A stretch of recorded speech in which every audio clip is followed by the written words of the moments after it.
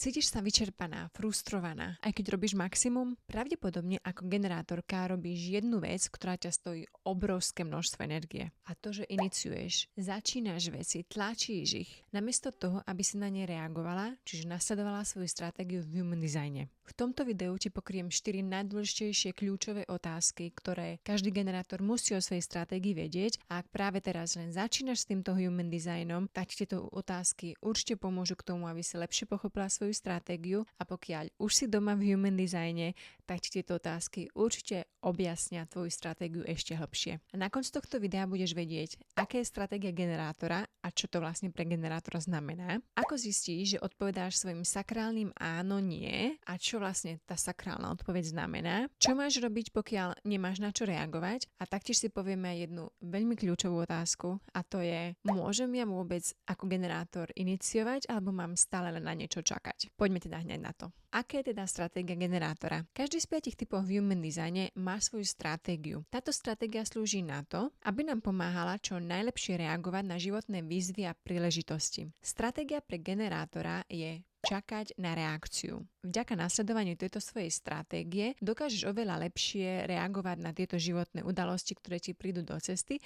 a vieš si pritiahnuť okolnosti, ktoré sú s tebou v súlade, ktoré ťa posunú smerom, ktorý je pre teba ten správny. Táto stratégia je rovnako kľúčová na to, aby si žila svoj život so zámerom, ktorý si sem prišla žiť. Ako som už povedala, stratégia generátora je čakať na reakciu.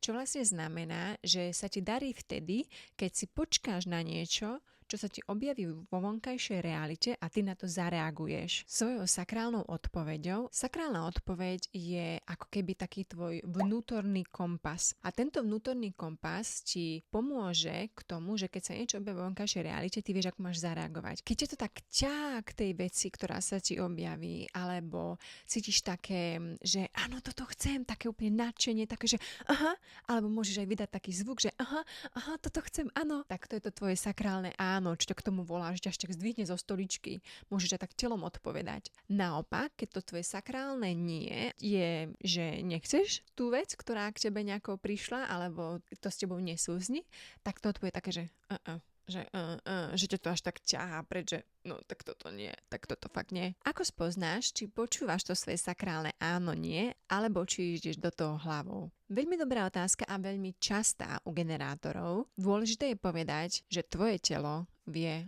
o mnoho skôr, čo je pre teba správne, ako to vie tvoja myseľ. Ak niečo ti príde do cesty a ty si musíš začať logicky zdôvodňovať, prečo to zobrať a prečo to dáva zmysel a prečo je to pre teba dobré, a začať nad tým špekulovať, tak to už ideš z hlavy. Ale pokiaľ ťa to, ako som povedal, úplne tak natkneš, ten zvuk takýto áno, toto chcem, ide úplne až tak, že z brucha, lebo to je zvuk, ktorý ide z brucha, vtedy ideš tou svojou sakrálnou odpoveďou. Táto sakrálna odpoveď je u mnohých ľudí potlačená. V detstve bolo aké by aj nedovolené vydávať také zvuky, lebo sa aj hovorí, že je také neslušné, nie? Hovoriť, že aha, veď keď sa ťa kedysi mamka spýtala, že či si niečo prosíš a ty si odpovedala aha, tak poznáme, veľakrát sme dostávali odpoveď typu, no tak ale povedz áno alebo nie, nehovor mi to takýmito zvukmi, však vieš povedať áno alebo nie. A častokrát potom museli povedať áno, prosím si to. No a týmto vlastne u generátora boli tie zvuky, tie sakrálne zvuky, ktoré majú tí generátori, potláčané. S mojimi klientkami na individuálnych sedeniach pracujeme na tom, aby sme tieto sakrálne zvuky dokázali opäť aktivovať a aby mali ten svoj vnútorný kompas vždy po ruke a vždy ním vedeli narábať a vedeli reagovať na to, čo prichádza zvonka. Problémom totiž to je, že keď generátor je odpojený od svojho tela a nepozná tú svoju sakrálnu reakciu, nepoužívajú v živote, nevie, aké zvuky sú tie, ktoré sú pre neho tou sakrálnou reakciou, tak nevie rozoznať príležitosti, ktoré mu prichádzajú do cesty, že ktoré sú pre neho tie správne a ktoré nie. Ak aj ty cítiš, že by si potrebovala aktivovať tento vnútorný kompas, túto tvoju vnútornú sakrálnu reakciu, aby si aj ty vedela vo svojom živote reagovať na príležitosti, ktoré sú pre teba správne a ktoré nie, tak na individuálnom sedení sa na tomto vieme pozrieť, špeciálne na tvoju Human Design mapu. A ak by si o niečo takéto mala záujem, tak link na individuálny Human Design výklad nechám dole v popise. Poďme sa teraz ďalej pozrieť na to, čo máš však robiť, ak nemáš na čo reagovať. S touto otázkou prišla klientka na individuálny Human Design výklad, kedy zistila, že je generátorka a ja som jej povedala, aká je teda jej stratégia. Čakať na reakciu. A ona mi totiž to povedala, že ona chodí len do práce a domov a nič takého sa v jej živote nedeje a nemá vlastne žiadne také veľké príležitosti, na ktoré by mohla reagovať. U generátorov to nie je o tom, že majú čakať na veľké životné príležitosti, ktoré im prídu do cesty, že to musí byť niečo obrovské, na čo majú reagovať. Práve naopak. Generátori sa nazývajú aj takí tanečníci so životom, pretože generátor, keď si počká na niečo, čo sa objaví v vonkajšej realite a potom na to zareaguje tým svojim sakrálnym áno alebo nie, čiže tým vnútorným kompasom, ktorý ho navedie, tak ono sa vždy niečo objaví v živote, keď si generátor ale počká. A tie veci, na ktoré môžu reagovať, sú bežné denné veci, napríklad kamarátka ti niečo povie v práci a tebe,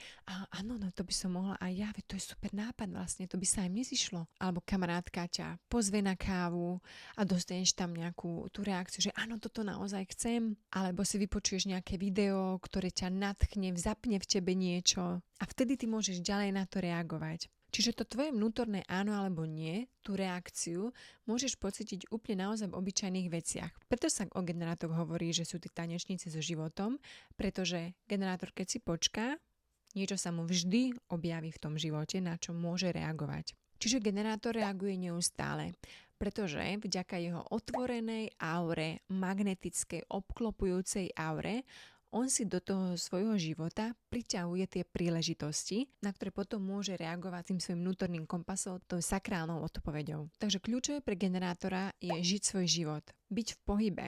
To neznamená, že máš bežať 5 kilometrov každý deň, len aby si bola v pohybe alebo v kuse cvičila, to nehovorím. V pohybe myslím byť otvorená nejakým podnetom, napríklad aj pri bežnom nákupe, mať myseľ otvorenú k tomu, že ti niečo do života vždy príde. Pretože ten život tým generátorom posiela neustále tie podnety do života, nechaj len rozprávať tú svoju auru. Vďaka nej dostaneš do života tej príležitosti. A poslednú otázku, ktorú si kladie veľa generátorov, je, že či musia stále na niečo čakať, alebo môžu aj niečo iniciovať. Väčšina generátorov sa totiž to naučila iniciovať, pretože generátori, ktorí nečakajú a nevedia o tom, že majú túto stratégiu. A niektorí generátori totiž to, aj keď už poznajú svoju stratégiu, napriek tomu sa snažia ísť proti nej a boja sa, že teraz keď budem na niečo čakať, tak sa vlastne nič nestane a nič mi do života nepríde. Avšak vedľajším produktom takéto iniciácie, keď niečo začínajú a na niečo tlačia, je obrovská frustrácia, ktorú generátor pocíti, pretože veci, ktoré generátor iniciuje, čiže začína, tlačí, tak tie veci nepôjdu podľa jeho plánu. Čiže keď iniciuješ z hlavy, môžeš si všimnúť, že začneš tie veci obhajovať, nejako logicky vysvetľovať, prečo by si to mala spraviť a hľadať dôvody. Čiže ideš do toho logikou, ideš do toho mysľou, začínaš nad tým rozmýšľať. Ale ako náhle ty si počkáš a budeš nasledovať tú svoju stratégiu, ktorú máš k tomu, aby si žila ten svoj život v súlade, aby ti prišli do života príležitosti, ktoré sú s tebou v súlade, ktoré ťa posunú presne tam, kam máš ísť, tak v tom momente pocítiš tú svoju vnútornú odpoveď, tak ťa to nadchne. Čiže generátor nemá čakať nehybne. Takže generátor, neboj sa, že čakanie u teba je pasívny proces. Generátor má ísť žiť, užívať si svoj život a všímať si podnety z vonkajšej reality, ktoré mu chodia do cesty neustále. Ber túto stratégiu ako experiment. Ak si dopozerala toto video, skús dnes vôbec nepoužívať hlavu, vypni logiku a len sleduj, ako tvoje telo reaguje na podnety, ktoré ti počas toho dňa prichádzajú. Ak si toto video dopozerala do konca, tak mi daj do komentára emotikon blesku, aby som vedela, že ťa toto video generátor zaujíma a daj mi vedieť, akú ďalšiu tému by si o generátoroch chcela počuť. A keďže sa nám už pomaly, ale isto blíži leto, tak ti určite odporúčam, aby si ďalej pozerala toto video, v ktorom som povedala o tom, ako si vytvoriť leto, ktoré ťa skutočne naplní aj pomocou tej sakrálnej reakcie, čiže tvojmu vnútornému kompasu. A naopak som ti v ňom povedala aj to, čomu sa máš v lete pre istotu vyhnúť. Vidíme sa v tom videu. Maj sa krásne. Ahoj! Like